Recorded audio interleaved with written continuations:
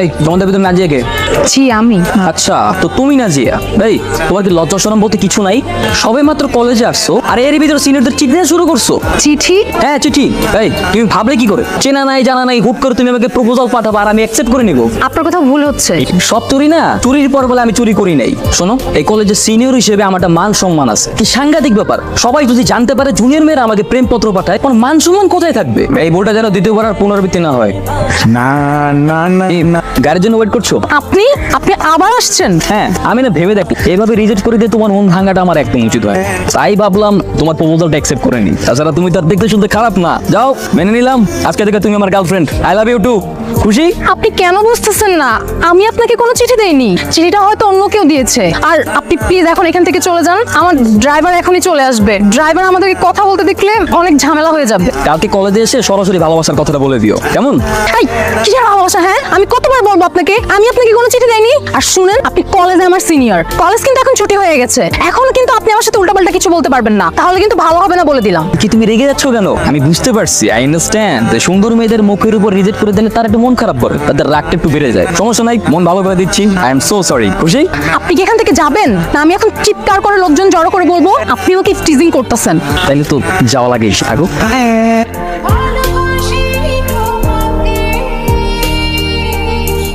আবার কি চাই? ছি, চাইতে আসবো কেন? আমি তোমার বয়ফ্রেন্ড, আমি তো তোমাকে দিতে এসেছি। কি দিতে এসেছেন? এই যে গিফট, এটা আমি, এটা তুমি। আজকে আমাদের রিলেশনের দ্বিতীয় দিন না, তাই তোমার জন্য গিফট নিয়ে এসেছি। শুনেছি নতুন নতুন রিলেশনশিপে গেলে গার্লফ্রেন্ডকে গিফট দিলে গার্লফ্রেন্ড খুশি হয়, তাই আর কি। আমি তো খুশি হচ্ছি না। আমি কি আমার মুখ দিয়ে আপনাকে একবারও ভালোবাসা শব্দটা বলেছি? বলতে হবে কেন? মেয়েদের বুক ফাটে কিন্তু মুখ ফোটে না। ভালোবাসার কথা সরাসরি আমাকে বলতে না পেরেই তো চিঠিতে লিখে পাঠিয়েছিলে। আর বাকিটা তো আমি তোমার চোখের চাহনি দেখেই বুঝে ফেলেছিলাম যে তুমি আমার উপর ফিদা হয়ে গেছো। বেশি বোঝা স্বাস্থ্যের পক্ষে ক্ষতিকর। আই চল। আচ্ছা শোন, তুই একটু দাঁড়া, আমি একটু আসছি। গিফটটা নিল না, এত কষ্ট করে কিনলাম। ভাইয়া আপনি না এগুলো আমাকে দিয়ে দেন, আমি ওকে দিয়ে দিব। হ্যাঁ সত্যি তুমি পারবে? হ্যাঁ আমি পারবো। নাজিয়া, কি ব্যাপার? তুমি আমাকে কলেজের পিছনে ওয়েট করতে বলে নিজেই এখন ক্লাস করছো। তুমি আমাকে বললা যে স্যারকে ওয়াশরুমের বাহানা দিয়ে আমার সাথে দেখা করতে আসবা। শোনো, এইভাবে চলতে থাকলে আমি কিন্তু তোমার সাথে রিলেশন কন্টিনিউ করতে পারবো না। I am really so sorry. Nazia stand up. স্যারকে ওয়াশরুমের বাহানা দেখিয়ে ক্লাসের বাইরে দেখা করার প্ল্যান করছো না? Get out from my class. Sir, কোনো কথা হবে না, আমি যেটা বলেছি সেটাই। যাও।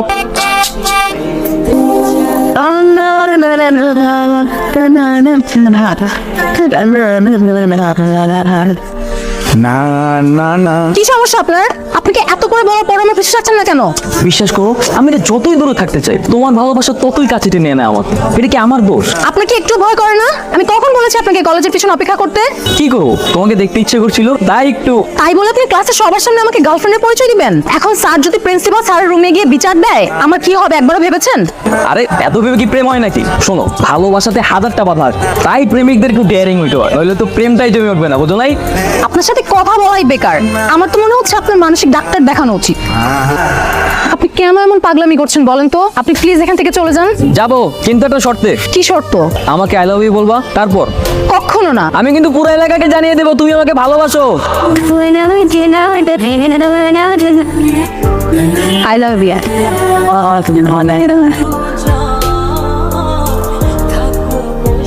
তুই ক্লাস শেষ হলে আমার ব্যাগটা নিয়ে আসিস, আমি তোর থেকে পরে নিয়ে নিই। কেন? ও আচ্ছা আচ্ছা, তলে তলে টেম্পো চালাও আর আমি জিজ্ঞেস করলে হরতাল। আরে তেমন কিছুই না, তুমি আসিস না।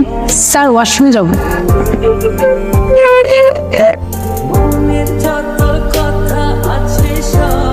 তুমি মানে স্কুল থেকে কখনো ক্লাস ফাঁকি দাওনি, তাই না? সেই দুর্ভাগ্যটা আমার কখনো হয়নি। দুর্ভাগ্য বলছো কেন? ক্লাস ফাঁকি দিয়ে ঘোরাটা তো সৌভাগ্যের ব্যাপার। যে আনন্দ তো সবাই উপভোগ করতে পারে না। পড়াশোনা শেষ করে তো সবাই চাকরি ব্যবসা বাণিজ্যে ব্যর্থ হয়ে পড়ুক, তখন এই স্মৃতি আমাদের শৈশবের কথা মনে করিয়ে দেবে। বুঝতে পারছি। আচ্ছা, আজকে সামনে তুমি আরেকবার আই লাভ ইউ বলো না, সেদিন শুনতে পাইনি। কেন? আই লাভ ইউ না বললে কি ভালোবাসা হয় না? তুমি যদি মুখেই না বলো তাহলে কি করে বুঝো তুমি আমাকে কতটা ভালোবাসো? কেন? ভালোবাসি না বলেও ভালোবাসা যায়। যার ভালোবাসা যত গভীর তার প্রকাশ ততই কম। ভালোবাসা হচ্ছে উপলব্ধি করার বিষয়। আচ্ছা, কি আচ্ছা? না মানে উপলব্ধি করলাম। কি উপলব্ধি করলা? উপলব্ধি করলাম যে তুমি আমাকে ভালোবাসেন। ও আচ্ছা, তাই? ভালো না বাসলে কি ক্লাস ফাঁকি দিয়ে তোমার সাথে ঘুরতে আসতাম? তাও তো ঠিক। তোমরা দুজনে গতকাল ক্লাস ফাঁকি দিয়ে কোথায় গিয়েছিলে? শোনো, তোমাদের বাবা মা কিন্তু তোমাদের দুজনকে কলেজে পাঠিয়েছে পড়াশোনা করার জন্য, কলেজ ফাঁকি দিয়ে এদিক সেদিক ঘোরাঘুরি করার জন্য না। Sorry sir. Stop saying sorry. এটা পড়াশোনার জায়গা, প্রেম ভালোবাসা করার জায়গা না। ঠিক আছে, তোমাদের গার্ডিয়ানকে আমি ফোন দিচ্ছি।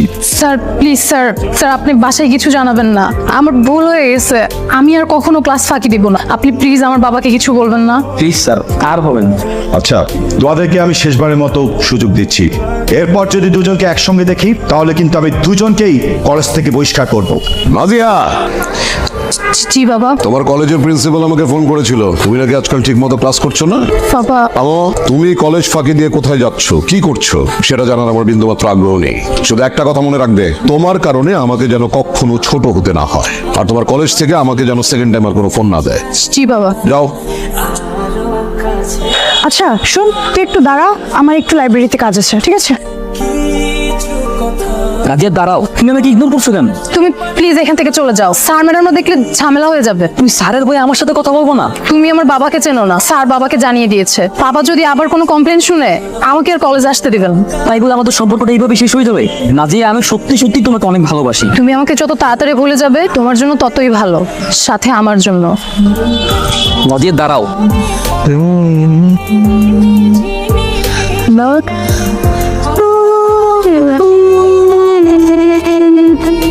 এর আগেও তোমাদের দুজনকে আমি কয়েকবার ক্ষমা করে দিয়েছি, ভেবেছিলাম তোমরা শুধরাবে, কিন্তু না। তোমাদের বারবার ওয়ার্নিং দেওয়ার পরও তোমরা ক্লাস ফাঁকি দিয়ে প্রেম ভালোবাসা করে বেড়াচ্ছ। স্যার, সেবারের মতো একটু সুযোগ দিন। আমি কথা দিচ্ছি, আমি নাজিয়ার আশেপাশে আর কখনোই যাবো না। আপনার যা শাস্তি পাবো সব আমাকে দিন প্লিজ। ঠিক আছে, তাহলে নাজিয়া না, তোমার ছাত্রত্ব আমি চিরজীবনের জন্য এই কলেজ থেকে ব্যাবেল চাইলাম।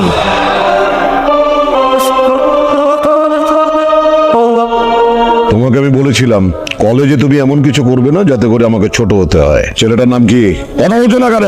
সাকিব। সাকিব। তোমাকে আমি কলেজে পাঠিয়েছিলাম লেখাপড়া করবার জন্য, কিন্তু তুমি লেখাপড়া বাদ দিয়ে কলেজ ফাঁকি দিয়ে ওই লাফাঙ্গা ছেলেটার সাথে রাস্তায় রাস্তায় ঘুরে বেড়াও। জীবনে কখনো আমাকে মাথা নিচু করে কারোর সাথে কথা বলতে হয়, কিন্তু তোমার জন্য যদি আমার মাথা ছোট হয়ে যায়, আমাকে ছোট হতে হয়, তাহলে এর পরিণাম কি ভয়াবহ হবে তুমি খুব ভালো করেই জানো। বাবা, বাবা আমার ভুল হয়ে গেছে। ভুলটা আমার কানে আসার আগেই তোমার নিজেকে শোধরানো উচিত ছিল। এনিওয়ে, আজকে থেকে তোমার কলেজ, টিউশনি সব বন্ধ। বাবা, আজকে থেকে এ বাড়ির বাইরে যাওয়া তোমার নিষেধ, এক পাও বেরোবে না তুমি। আর এরপরও যদি ওই ছেলের সাথে তুমি সামান্যতম যোগাযোগ রাখার চেষ্টা করো, তাহলে তোমার সাথে সাথে ওই ছেলেকে আমি মেরে মাটিতে পুঁতে ফেলবো। যাও ঘরে যাও, যাও।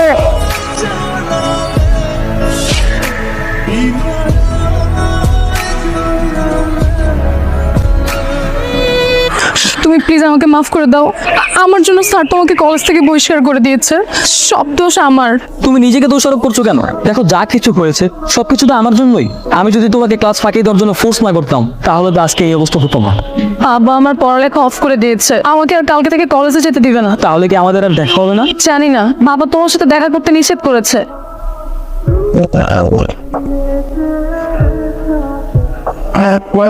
তুমি এখন এখান থেকে যাও। হ্যাঁ, বাবা দেখলে আবার এক মিনিটও ভাববে না, সোজা গুলি করে দিবে। আচ্ছা ঠিক আছে।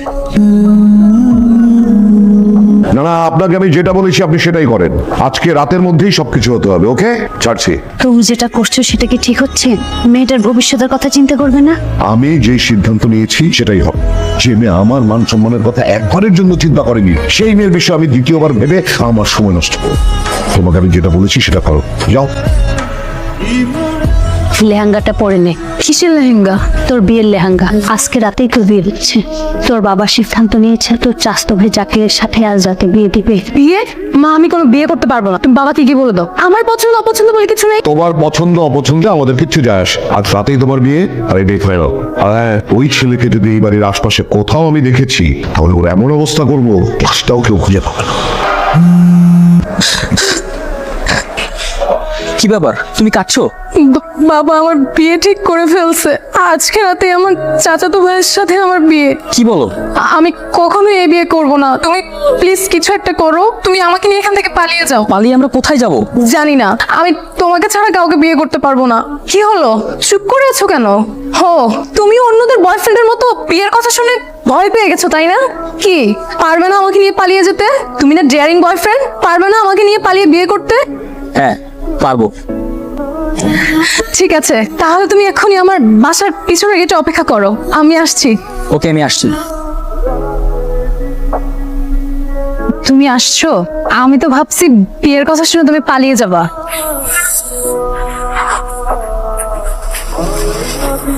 আপনি? কেন, অন্য কারোর কি আসার কম ছিল? না না,